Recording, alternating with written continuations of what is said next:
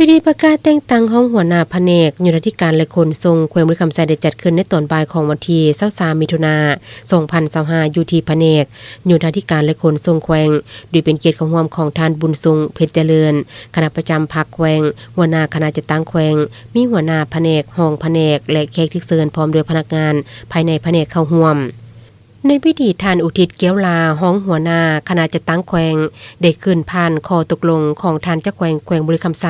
เพื่อด้วยการเห็นดีแต่งต่างท่านสมนึกเกียวมณีเป็นห้องหัวหน้าแผนกโยธาธิการและคนทรงแขวงให้เกียรติขึ้นมอบข้อตกลงของท่านเจ้าแขวงบริคำไซ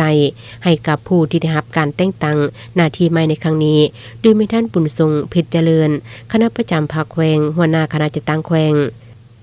ในตอนท้ายท่านหัวหน้าคณะจัดตั้งแขวงยังได้ให้เกียรติมีคำเห็นโอลมโดยท่านได้เรียกร้องให้คณะแผนกโยธาธิการและคนทรงแขวงและผู้ที่ได้รับการแต่งตั้งใหม่จึงได้สุ่มใส่เวียกงานการศึกษาอบรมการมนุษยกิจยกสูงแบบแผนวิธีเฮ็ดเวียกมีความสามัคคีเป็นหมู่คณะบนพื้นฐานหลักการร่วมศูนย์ประชาธิปไตยพร้อมกันสืบต่อปฏิบัติหน้าที่เวียกงานของตนด้วยความรับผิดชอบสูงเพื่อพัฒนาเวียกงานภายในองค์การให้มีความเติบใหญ่เข้มแข็งและมีผลสำเร็จตามที่ทางแผนการที่วางไว้ในแต่ละระยะ